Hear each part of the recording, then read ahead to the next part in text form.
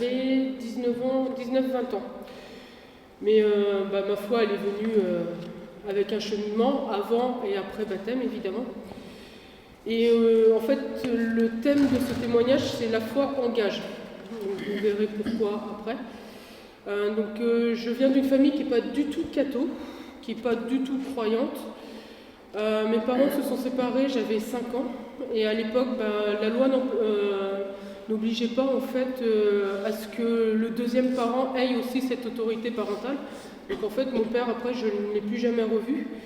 Parce qu'en novembre 96, ma mère m'annonce que mon père est à l'hôpital suite à un cancer de l'œsophage et du poumon qui se sont généralisés. Et à la même période, donc on arrive vers Noël, qui fait qu'on fait des cartes de vœux. Et je me suis dit, cette carte de vœux, je vais l'envoyer à mon père pour pouvoir reprendre contact avec lui. J'avais 10 ans. Et malheureusement, ça ne s'est pas fait parce qu'il est décédé le mardi 9 décembre au soir en 96. Et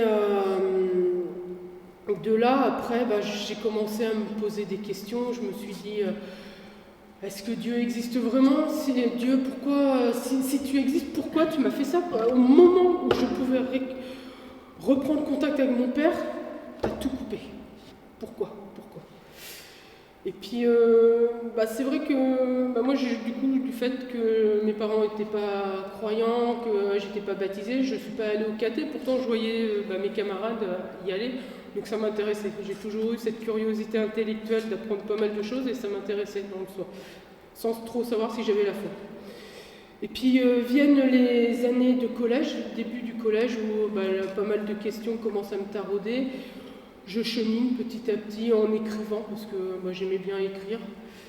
Et puis arrive au lycée, au collège, en fait j'ai commencé à m'intéresser à tout ce qui était psychologique, parce que j'avais des traits de caractère que je voyais en moi qui étaient chez ma mère et que je voulais absolument pas.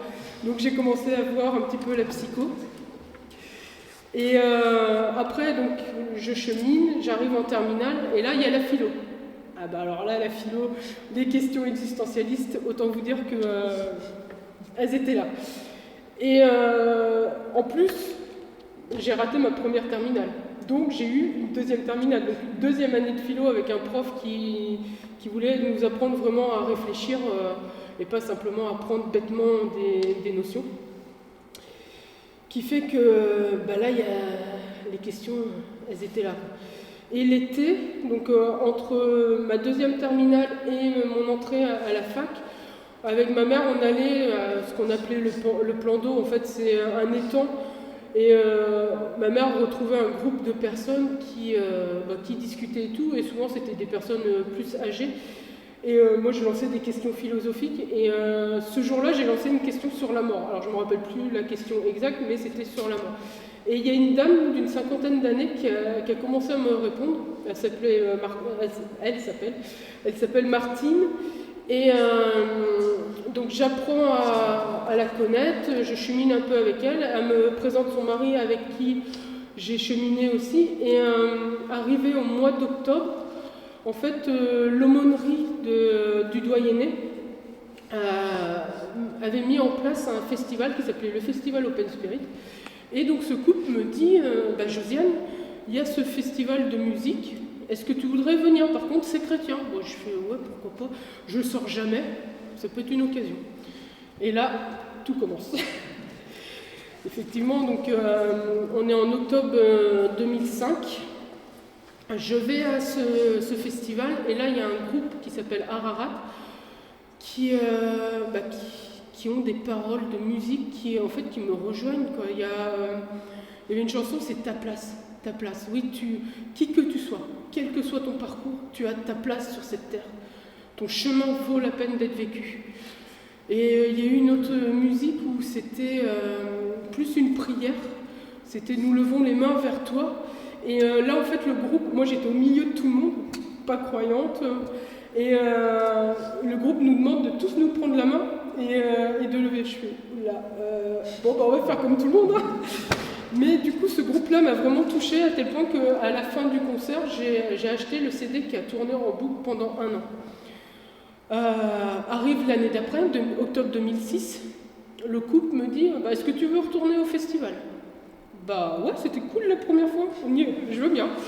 Donc on y retourne et si mes souvenirs sont bons, parce que comme après j'ai fait pas mal de ce festival, il me semble qu'on a été un petit peu à l'adoration. Bon, évidemment, je ne savais pas ce que c'était. Hein. Et donc on a dû y être peut-être un quart d'heure. On est rentré. Le lundi, moi je suis rentrée à Châteauroux à mon appart d'étudiant. Et une semaine à cheminer. Et là, je rappelle donc Raymond, le mari à Martine, en lui disant écoute, moi j'ai envie de demander le baptême, mais je ne sais pas comment faire. Il me fait t'inquiète, je m'en occupe, j'appelle Père Thierry. Ok, donc Père Thierry, c'est l'aumônier. Et donc il appelle Père Thierry, il me rappelle après, il me fait on a rendez-vous là la semaine prochaine. Ah, ok, bon, voilà. Donc, le week-end d'après, on a été voir Père Thierry, avec qui j'ai eu un entretien, qui me dit que ce qui serait bien, c'est que j'achète le catéchisme de l'Église catholique en abrégé. Donc, autant vous dire que le lundi, la librairie était fermée, le mardi, le livre était acheté. Donc voilà, donc tout ça pour en venir que... donc ça c'est le début de ma conversion. Et peu à peu, donc j'ai cheminé pendant 1 an avec les jeunes au niveau de l'aumônerie. Et souvent le samedi, en fait, j'arrivais plus tôt parce que par rapport à l'accessibilité, parce que j'avais pas le permis à ce moment-là. Et j'aidais l'animateur qui était en pastoral pour préparer les soirées, pour le festival aussi, je lui donnais un coup de main. Et en fait, lui, c'était sa dernière année qu'il avait la mission. Et Père Thierry, à un moment donné, il me fait ça serait peut-être bien que tu sois animatrice, mais par contre, tu fais tout pour avoir tes examens de licence. Faut pas que tu bâcles tout pour ça. Et malheureusement, les examens ne sont pas passés, quoi. Donc, je me suis retrouvée avec une lettre de mission pour la pastorale des jeunes pendant 3 ans. Donc quand on dit que la foi engage, là pour le coup j'étais vraiment dans l'engagement, en plus missionné par l'évêque. Et j'étais encore catéchumène.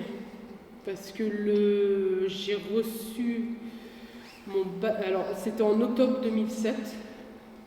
Le 10 février 2008, il y a eu l'appel décisif à la cathédrale de Bourges.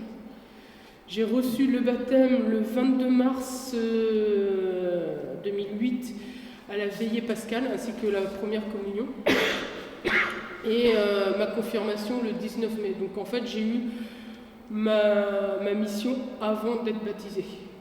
Donc comme quoi, le baptême c'est sûr c'est important, mais comme quoi on peut témoigner de sa foi et que la foi nous engage vraiment à témoigner même avant d'avoir le baptême. Et donc peu à peu, au cours de ces 3 années, j'apprends qu'il est important de ne pas être simplement consommateur comme certains peuvent l'être, mais vraiment être acteur, être témoin.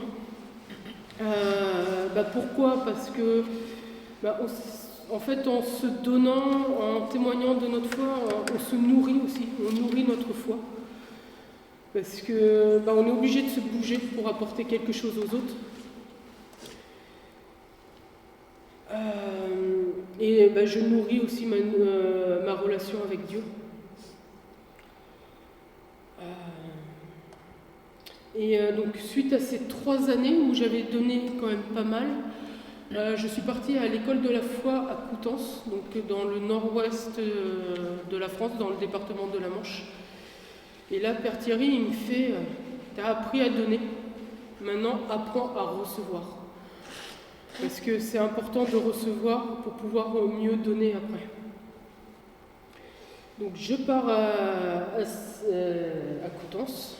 Je vis mon année à l'école de la foi où on vit un peu dans une bulle, parce qu'on est comme dans une communauté. Bon, il y a les garçons, il y a les filles, mais on n'est pas totalement dans une bulle, parce qu'on a des missions on nous envoie témoigner devant des jeunes.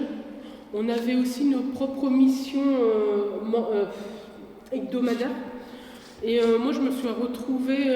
Alors, certains étaient avec d'autres jeunes, mais comme moi, je connaissais le milieu des jeunes, les animateurs m'ont mis en tant que. Comment on appelle ça ? Enfin, au niveau de la prison, on accueillait les personnes qui attendaient pour le parloir avec ceux de leur famille qui étaient en prison. Donc là, on apprend aussi beaucoup, surtout en humilité, parce que c'est dur, quoi, face à cette pauvreté que les gens ont, par rapport à cette tristesse, par rapport à ce côté démuni. Nous aussi, au final, on est démunis et on apprend cette charité, on apprend à pas juger, parce que c'est important, quoi. Donc là, encore une fois, à travers la foi, même si j'étais là pour recevoir, ma foi m'a quand même engagée sur quelque chose de concret. Après vient la fin de l'année, je quitte l'école de la foi. Bon, je passe 6 mois dans ma famille et fallait que je bouge. Et je suis partie à Blois. Et là, pour trouver un logement, en fait, je me suis retrouvée dans une chambre étudiante qui était au sein de la maison diocésaine. Parce qu'à Blois, en fait, ils ont une maison de chambre étudiante. Et comme ils n'ont pas assez d'étudiants, ils complètent avec des gens aux alentours. Et du coup, je me suis retrouvée à vivre au cœur du diocèse, quoi. C'est vraiment... Et je rencontre une personne qui est responsable de l'ensemble des mouvements, qui chapeaute l'ensemble des mouvements de l'Église, qui me prend sous son aile. Et je me retrouve à la fois à la JOC, à la mission ouvrière. Et donc je rencontre notamment des jeunes, plus ou moins jeunes et adultes, qui sont étrangers, qui sont sans papier. Et ça, encore une fois, ça vous met une claque parce que, vous avez un toit, vous avez de quoi vous nourrir, et à côté de ça, vous avez des jeunes qui ont la foi, mais qui n'ont rien, ils n'ont rien. Et donc, là, encore une fois, c'est comment leur apporter quelque chose, comment s'engager au niveau de sa foi par rapport à ces personnes-là. Et à travers cette foi, c'est vraiment l'amour du Christ qui passe, quoi, qui est là, quoi. Et suite à ça, après, je me retrouve à revenir dans ma famille, dans mon ancienne paroisse. Mais j'avais encore plein de trucs à donner. J'étais remplie de la foi. L'école de la foi, ça m'a tellement remplie que j'avais tellement de choses à donner. Sauf que je me suis retrouvée devant le vide sidéral. Il n'y avait personne pour recevoir. Et puis j'ai eu un travail aussi qui m'a complètement vidée, qui fait que j'ai coupé court à l'église. De temps en temps, je parlais à Jésus, mais ma foi était plus aussi peps, quoi. Il n'y avait plus ce côté-là. Et j'ai coupé pendant 10 ans à peu près. Après, j'ai rencontré mon compagnon qui m'a fait venir ici. Donc je suis dans le secteur depuis juillet 2021. Et puis, j'entends, au bord de mon cœur, j'entends « Eh oh, il y a quelqu'un !» Oui, Jésus. Oui, oui, je te parle de temps en temps, mais non, je ne suis pas prête. Et puis, tout le temps, quoi. Et puis, mois de septembre, je tombe sur Facebook, septembre de l'année dernière, donc septembre 2023, je tombe sur Facebook sur une publication, le mois thérésien. Je suis, la petite Thérèse, en plus c'est une sainte que j'aimais bien depuis l'école de la foi. Et je vois qu'il y a une conférence le 3 octobre qui commençait à 19h à Nintré. Je suis ambulancière à Nintré, donc je me dis si je sors suffisamment correctement à l'heure, j'irai. Évidemment, je suis sortie suffisamment à l'heure pour pouvoir y aller. Donc, je vais au presbytère. Au moment même, je ne savais pas que c'était le Père Georges, parce qu'il avait son pull, il avait le col romain, donc je ne savais pas que c'était le prêtre. Il me dit de m'asseoir, donc je m'assois. Et là, j'étais là, il est où le prêtre et tout. Bon. Et je comprends à la fin de la conférence que le prêtre, en fait, il était juste à côté de moi. Donc je me dis, je vais peut-être me présenter, puis c'est peut-être l'occasion de trouver quelque chose pour ressourcer ma foi. Donc je me présente, je lui fais, est-ce qu'il y a quelque chose pour les jeunes, plus ou moins jeunes? Il me fait, ouais, il y a l'aumônerie. Je lui fais, ça va jusqu'à quel âge? 20, 25 ans. Ouais, enfin ça fait longtemps que j'ai dépassé l'âge. Il me fait, ouais, mais en tant qu'accompagnatrice. Donc du coup, j'ai fait, ouais, ça serait pas déconnant parce que j'ai fait ça pendant 3 ans et puis j'ai fait l'école de la foi. Bon, là, il a eu une réaction. Mais encore une fois, le Seigneur, il a fait un truc de dingue parce que j'arrivais parce que j'avais soif. Et à travers le Père, il m'a donné quelque chose d'encore plus grand.